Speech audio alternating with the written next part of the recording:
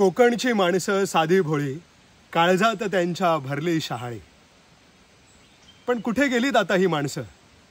कुठे हरवली आहे ती शेवटची पिढी? आधी आपुलकीनं विचारपूस करणारी, मायेनं पाहुणचार घालणारी, अतिथी देवो भव ही जी आपली भारतीय पर्यटनाची जी टॅगलाईन आहे ती खऱ्या अर्थानं ही गावातली माणसं आहेत, जी तुम्हाला रिसॉर्ट्समध्ये हॉटेल्समध्ये दिसणार नाहीत. ती तुम्हाला अशा गावातल्या मातीच्या कौलारू घरांमध्ये ती साधी बोळी, साधी राहणीमान असलेली माणसं आहेत.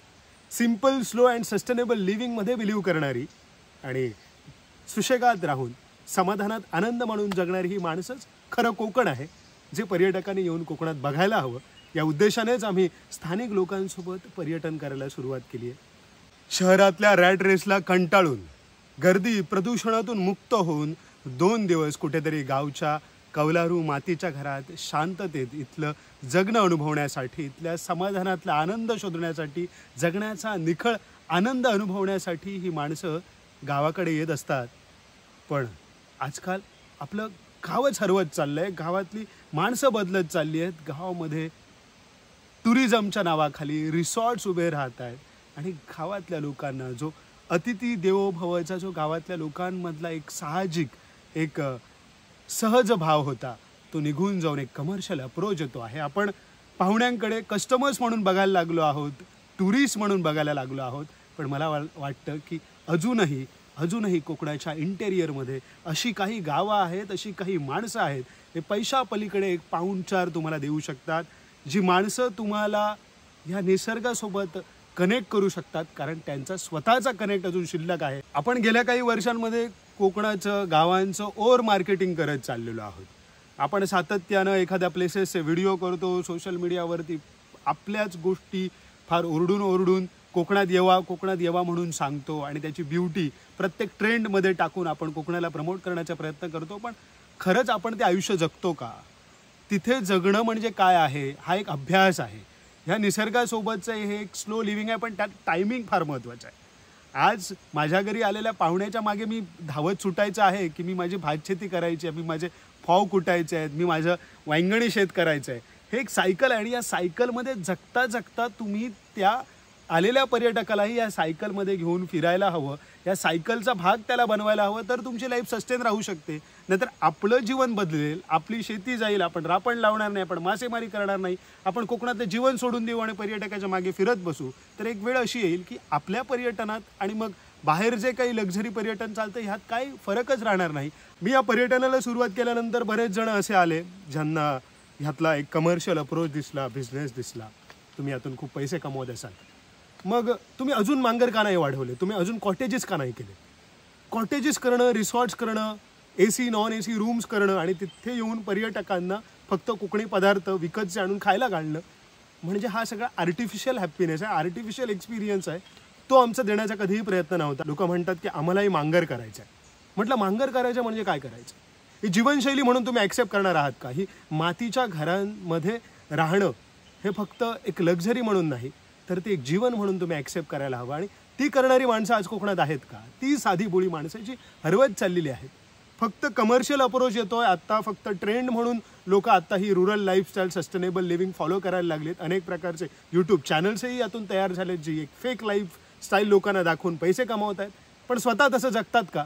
पण मग अशी स्वतः जगणारी माणसं आज जगापासून अनएक्सप्लोर्ड आहेत, जगापासून आत हिडन आहेत. पण मग त्यांच्यापर्यंत पोचून आपण त्यांच्या जगण्याला प्रतिष्ठा देण्याचा आणि त्यांच्या जगण्याला कुठेतरी आजच्या काळात हातभार लावण्याचा प्रयत्न करतो का? कारण ती आपली खरी ओळख आहे, गावची ओळख आहे, भारताची खरी ओळख आहे. आणि तेच अतिथी देवो भव म्हणून आपल्याला पाहुणचार देऊ शकतात. अशी मायेची माणसं तुमच्यासमोर आणण्याचा आम्ही या पर्यटनाच्या माध्यमातून प्रयत्न करत असतो. या दिवाळीच्या सुट्टीत मांगराकडे काही पर्यटक आले होते आणि आमची त्यावेळेसच खळं करायची आत्ता कामं चालू झालेली आहेत. मांगरासमोरची 2 खळी आहेत. तर त्या सगळ्या गोष्टी आम्ही आता चालू होत्या आणि तितक्यातच पर्यटकही आले. पण पर्यटक आले म्हणून आपण आपली कामं सोडून पळत नाही, तर त्यांनी ह्या गोष्टी अनुभवायला हवी. त्यांच्यासाठी ॲक्टिव्हिटी झाली. तुम्ही जे करता, तुम्ही जे जगता, ही पर्यटकांसाठी एक्सपिरियन्स बनून जातो, कारण तो युनिक आहे. तुम्ही ते जगता, ते जगत नाही ना, तुम्ही निसर्गाच्या सानिध्यात जगताय. तर अशा पण मुडी बांधणं म्हणा, मग तुम्ही तुमच्या शेतावरती जाता तर तुमच्यासोबत ते. तर ह्या सगळ्या गोष्टी पर्यटकांना आपल्या जीवनशैलीतून अनुभव देता या सायकलमध्ये त्यांनाही चालायला लावणं, कारण ते तिकडे धावतायत त्या कसल्या तरी लाईफच्या मागे आणि त्यात ते हॅप्पी नाही आहेत. पण ह्या नेचर सायकलमध्ये धावताना नक्कीच आनंदही मिळतो, हे त्यांना आपल्याला दाखवून द्यावं लागेल. पर्यटकांचं स्वागत तुम्ही तुमच्याकडे असलेलं वेलकम ड्रिंक जे काही असेल, आत्ता मांगराकडे आपल्याकडे सध्या ताक दूध दुभतं मोठ्या प्रमाणात आहेत, कारण दोन्ही गायींनी वासरांना जन्म दिला. पण मग सीझननुसार कोकम असेल, तुमच्याकडे आंबा असेल, आवळा असेल, बाहेरचे कोल्ड्रिंक विकत आणून देण्यापेक्षा तुमच्याकडे जे आहे ते तुम्ही सरबत बनवून देऊ शकता. आता आपण नाचणीची भाकरी देतो, तांदळाची भाकरी देतो. सध्या नाश्त्याला आपण चटणी भाकरीसोबत गूळ पोहे खोबरं टाकून, जे की हे सगळं इकॉलॉजिकल रेसिपी आहेत बघा. हे फाव आत्ताच कुठून आणलेत आम्ही वेंगुर्लेच्या लदाफ काकांच्या गिरणीवरून. तिथून फाव कुठून आणले आपल्या ह्या गावठी तांदळाचे, आणि त्याच्यासोबत ही आपली गावठी तांदळाचीच भाकरी, आणि त्याच्यासोबत हे आपल्याच बागेतले हे ज्या नारळ आहेत त्याची चटणी बनवली. तर हे इतकं तुम्ही जे फार्मिंग करताय ना, त्यातूनच तुम्ही तुमचं फूड घेताय, त्यामुळे तुमचं आरोग्य चांगलं राहतं. अधिक पर्यटकांना खरं ऑथेंटिक जेवण खायला मिळतं. त्यानंतर आपण जे भाकरीला आपण जे तूप लावतोय, हे जे सगळं तूप आहे हे गावठी तूप आहे, हे गावठी गाईचं तूप आहे. इथे आलेल्या पर्यटकांना आम्ही संध्याकाळी जेव्हा आम्हाला मासे घ्यायचे होते त्यावेळेस आम्ही रापणीला गेलो. रापण त्यांनाही बघायला मिळाली. आणि रापणीला सध्या म्हणजे हा जो हिवाळ्याचा काळ आहे, येटचे वारे व्हायला सुरुवात होतात, थंड वारे, आणि त्याबरोबर जो नैसर्गिकच हा पिरियड आहे मासेमारी करण्याचा. नैसर्गिकरित्या माशांची वाढ झालेली असते आणि ते तडीस म्हणजे किनाऱ्याला यायला सुरुवात होते, त्यावेळेस ही अशी पारंपरिक मासेमारी चालते. वर्षभर आपला त्या समुद्रात जाऊन डीप सी फिशिंग करून समुद्राच्या पोटातला मासा संपवणारे एकीकडे, आणि अशा पद्धतीने हे पारंपरिक मच्छीमार एकीकडे. तर यांच्याकडचा मासा आपण घेतला, रापणीचा मासा हा टेस्टला चवीला काय असतो उत्तम ते तुम्हाला इथे येऊन कळतं. पण हा मासा अगदी ताजा ताजा आपल्याला खायला मिळतो. तर त्या ताज्या माशाची चटणी असेल, तिखलं ज्याला आपण म्हणतो, त्याच्यानंतर ते भाजलेले मासे, ह्या सगळ्या गोष्टी आपल्याला खायला मिळतात. संपूर्ण जे जेवण आहे ते आपण चुलीवरही करू शकतो आणि बायोगॅसवर करू शकतो. आपल्याला गुरं आहेत आपल्याकडे, त्यामुळे आपण बायोगॅसवरती हे जेवण करतो. बायोगॅस असेल, चूल असेल, हे तुमचं बाहेरचा खर्च वाचवतात. अशा कम्युनिटी टुरिझममधून, सस्टेनेबल टुरिझममधून आपण अशा अनेक शेतकऱ्यांना जोडून घेऊ शकतो. एकाच माणसाकडे 20-30 लोक पर्यटक म्हणून जाणं त्यांना पाहुणे म्हणता येणार नाही, कारण आपण पाहुण्यांना किती जणांना चांगला एक्सपिरियन्स देऊ शकतो. तुमच्या घरात 20 जण लोक राहायला आले तर तुम्ही त्यांना पाहुणचार देऊ शकाल का?